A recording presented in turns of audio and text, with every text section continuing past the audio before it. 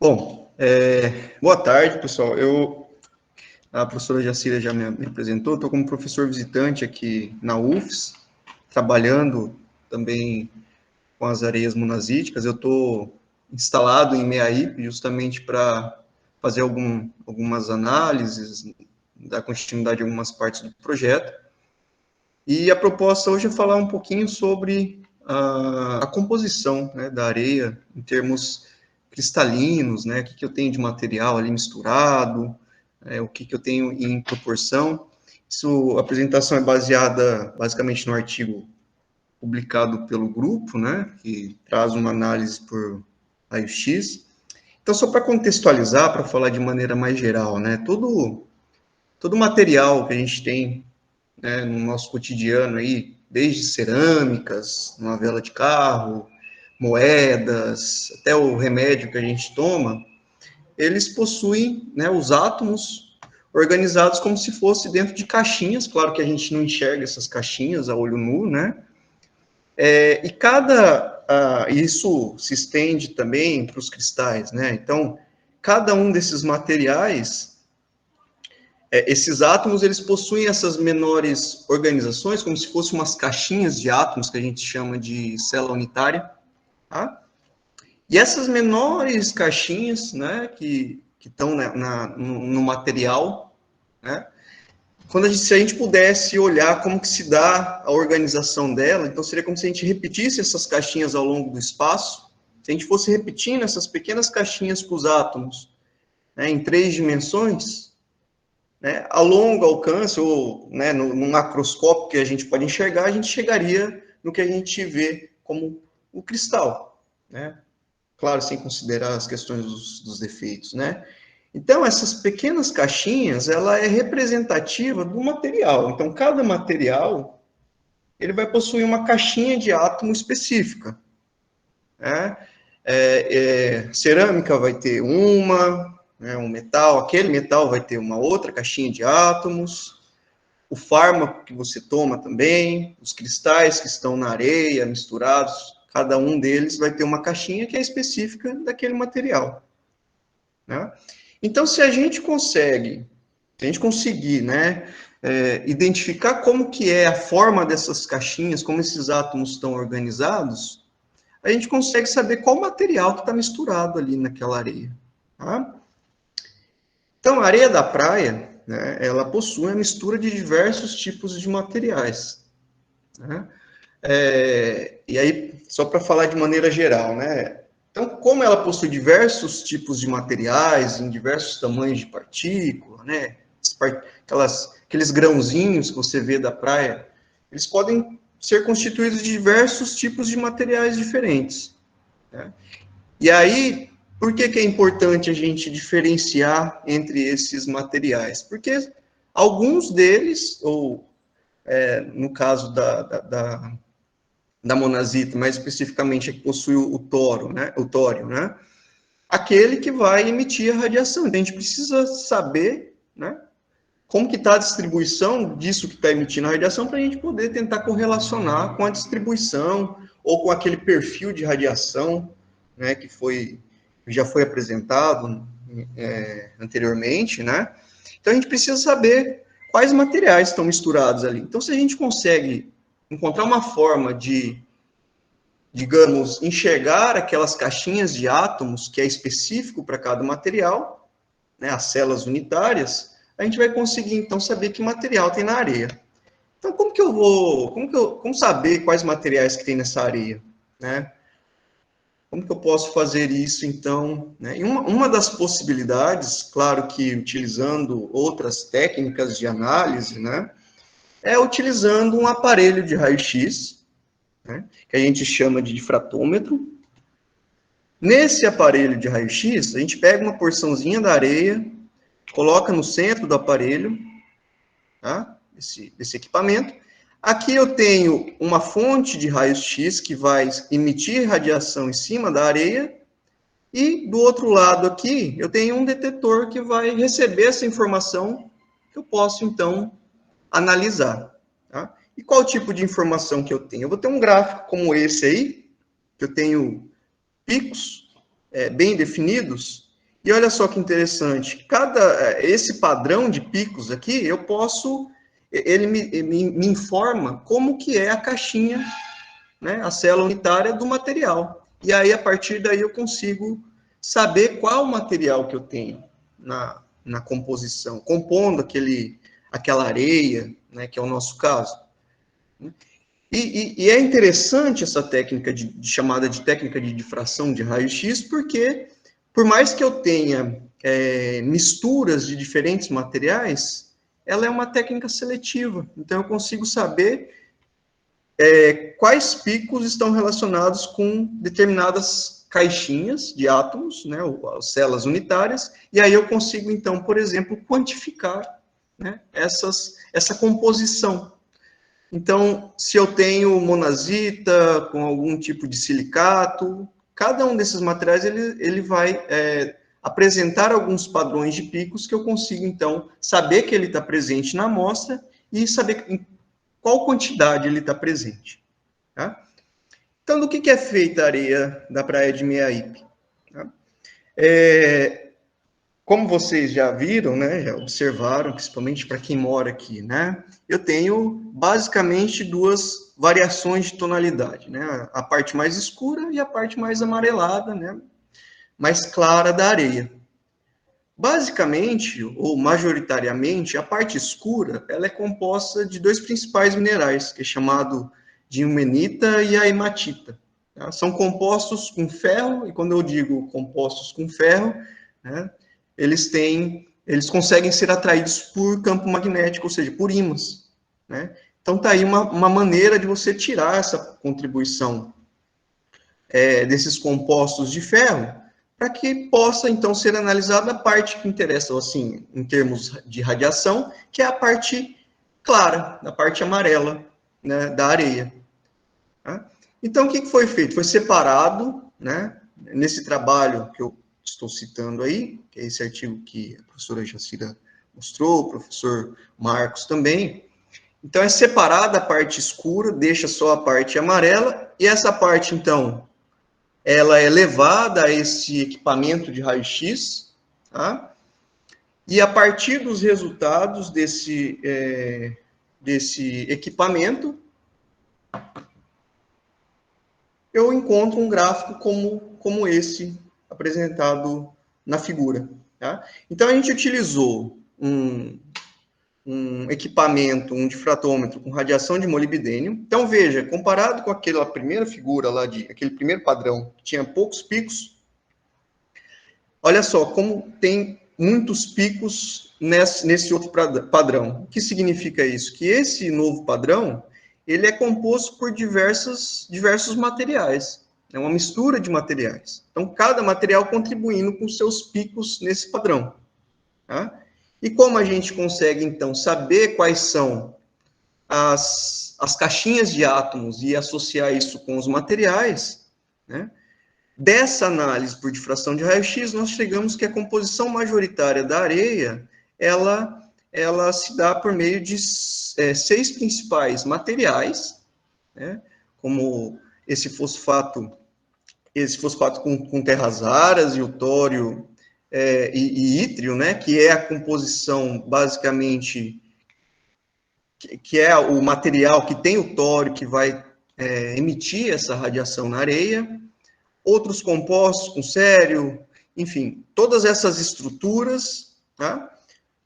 E aí, como eu disse para vocês, além de identificar quais materiais eu tenho, é possível quantificar quanto que eu tenho em cada um deles em termos da proporção que cada um aparece na areia, tá? E os 3 principais que aparecem é justamente a monazita, né, que tem esse fosfato com tório. Veja só, ele está numa proporção aqui, ó, bem próximo que os outros 3, cerca de 30%. Tá? Então, a gente consegue avaliar que, para essa análise, a quantidade de monazita é relativamente alta, quando comparado com os outros materiais. Então, dos 6 materiais que foram encontrados, majoritariamente, os que têm a proporção mais relevante são esses 3 primeiros, o que inclui o material que possui o tório. Tudo bem? Então, esse trabalho é relevante, esse tipo de análise, para a gente poder, então, quantificar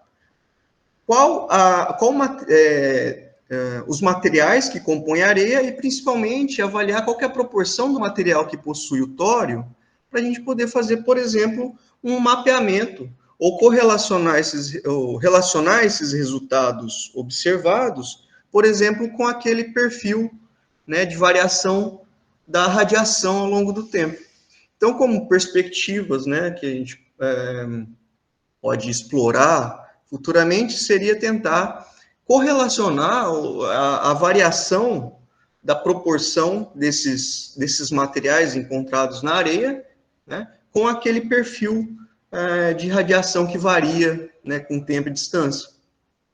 Tá? Então, essa análise é uma ferramenta muito importante nessas análises que estamos realizando, estudar esses cristais, né, essas caixinhas de átomos organizadas aí, essas células unitárias, é importante também para o desenvolvimento dessa pesquisa.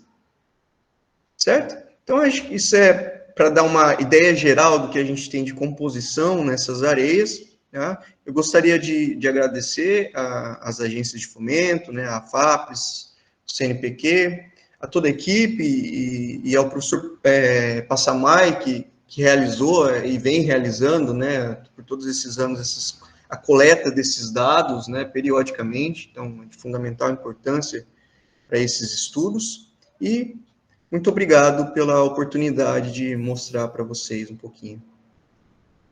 Eu gostaria de saber o seguinte, se já foi feito algum estudo, pelo menos histórico, com relação à extração dessas areias quando existia uma mineradora em Guarapari, a chamada Mibra, que a primeira separação era por mesas vibratórias.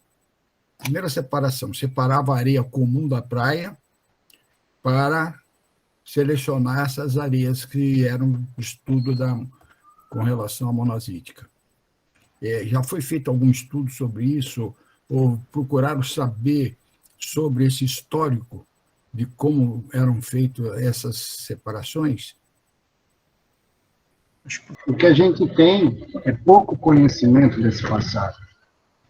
Foi passado para nós alguns relatos, alguns documentos da época ainda da PUC, em 1960, e esse episódio da Mibra, ele termina com o governo do ministro da Energia, era Aureliano Chaves. Ele é que bota um fim nessa história. E é muito difícil obter essas informações. Não existe esse estudo. Tem um trabalho que um historiador fez, que a gente publicou no congresso, pode até disponibilizar para você, mas ele fala sobre a história e a evolução. Tem alguns documentos de jornais, tem até um artigo bom, acho que da Gazeta, que detalhou bem essa história, mas o passado, por exemplo, qual era a metodologia exata e aonde eles faziam isso, tem sido um alvo de grande dificuldade para a gente conseguir esses dados. A gente não tem esses dados. Não tem conseguido isso. Mas temos documentos antigos. Acho que o Dinho colocou aqui no chat. Essa reportagem é boa. Essa reportagem me lembra que é a mais completa que eu vi. O passado foi perdido, ele deve estar em algum arquivo. Eu tenho 2 teses da PUC de 1966. Conta, mas não fala da Mibra. Então, a sua pergunta é bem pertinente. É necessário fazer esse trabalho, completar isso.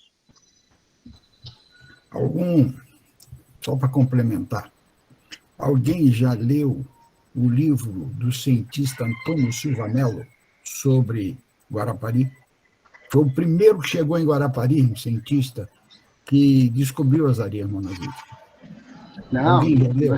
nós citamos, nós lemos ele, nós temos cópia dele, nós temos o trabalho do Silva Mello, tem o trabalho de mais um cientista. O Silva Mello é mais completo, né? A gente Exato. tem toda essa literatura. O problema da Mimbra é que é meio apagado. Ele desaparece lá para os anos 60, que é algum problema que tem que não fica claro. Eu sei que era um empresário russo que fazia isso, né? Exatamente. Mas nós temos, aí, o pessoal tem até autografado pelo Silva Mello. Seria interessante, antes que na memória e na evolução das pessoas, que evidentemente aqueles que conheceram o Guarapari antigo, conheceram a Mibra, já estão desaparecendo. Mas ainda tem alguns em Guarapari que viveram essa época, que poderia até dar alguma contribuição sobre esse assunto. O Ionzinho nos deu bastante informação, ele detalhou, a gente relatou isso. Tem algumas informações que veio de um ex-vereador que mora lá, ele me passou fotos. A gente tem tentado documentar, mas falta fazer o compêndio. E aí realmente tem que ser um historiador, alguém mais especializado nisso para costurar essa história, né? Realmente eu tenho lido algumas informações que são distorcidas sobre Guarapari. Por exemplo, já vi reportagem feita pela Rede Gazeta, por exemplo, de que a exploração de areias era feita diretamente na Praia da Areia Preta, o que efetivamente não é verdade. A exploração de areia monazítica em Guarapari era na Praia do Ipiranga, onde eles tinham, logo em seguida, as mesas vibratórias que fazia a primeira separação. Tem certas informações que são colhidas e que não são verdadeiras. E seria importante essa pesquisa no sentido de estabelecer uma realidade dos fatos efetivamente ocorridos àquela época. Você disse Praia do Ipiranga? Eu vou atrás disso. Praia do Ipiranga, aquela que vai do bairro Ipiranga até a praia de Ubu. De Ubu não, ali na Nova Guarapari. Na Nova Guarapari. Ah, sim. Ali, aquela praia que começa no bairro Ipiranga, é que eram retiradas a areia para fazer a primeira separação em mesas vibratórias. E era lavado, né? Sim, a fazer a lavagem. E era retirada ali através de caçambas puxadas por burros, que atravessava a estrada, que era uma estrada de barro, e hoje tem o condomínio América do Sul. Ali era o lugar onde efetivamente faziam a separação em mesas vibratórias. Depois era levada para o antigo cais, que é lá perto da ponte do Guarapari, lá naquela praça onde tinha a sede da Mibra, fazia uma outra separação. A areia monazítica era separada ali por peso, a areia ilmenita era separada por eletroímã, e a ilmenita era separada por peso. A ilmenita, por exemplo, não era aproveitada, era colocada nos quintais. Depois é que foram comercializadas para a tinta e etc. Então, esse histórico, tem muita gente de Guarapari que conhece isso, e que poderia ser explorado para que se chegue a uma verdade sobre efetiva participação da Mibra e de como eram feitas as separações, né? E outra coisa a ser pesquisada seria os casos que ocorreram em Guarapari com relação até a curas. Até a curas, que se tem comprovação, logicamente a comprovação não foi não teve critério para se comprovar isso, mas a população, alguns da população presenciaram isso. Fizeram essa acolhida de pessoas que chegaram em Guarapari que não andavam e que ficaram em Guarapari porque começaram a andar. Eis uma verdade. A gente conhece, uma já até faleceu, que era uma baiana, que chegou numa cama e andava em Guarapari. Então, são pesquisas que devem ser feitas, né? Eu, por exemplo, no meu escritório, sou advogado, tive clientes do Rio de Janeiro que foram morar em Guarapari porque se curaram de doenças que tinham nas articulações. Foram morar no Rio de Janeiro, em Guarapari, tinha um lanchonete no Rio de Janeiro, em Copacabana, e foram morar em Guarapari por causa disso. Foi morar em Guarapari por causa disso. Tinha uma dificuldade de articulação nos braços, e, por incrível que pareça, ele foi morar em Guarapari, comprou imóveis em Guarapari, permaneceu em Guarapari e nadava da praia do Siribeira até a Praia dos Namorados, todos os dias. Dava uma volta inteira. Então, são comprovações que deveriam ser estudadas, evidentemente.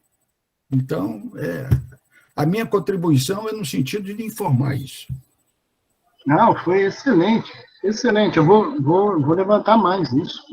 Eu não, nossa, né? Desculpa. Mas muito obrigada. Nossa, isso aqui foi uma riqueza. Eu estarei à disposição de vocês. Eu tenho o e-mail que eu coloquei aí, embora eu esteja aqui no Canadá, mas eu estarei à disposição para informar uma série de coisas que eu presenciei. Eu tenho 78 anos, vou fazer agora 79. Só tenho a agradecer. Eu só tenho a agradecer. Muito obrigado.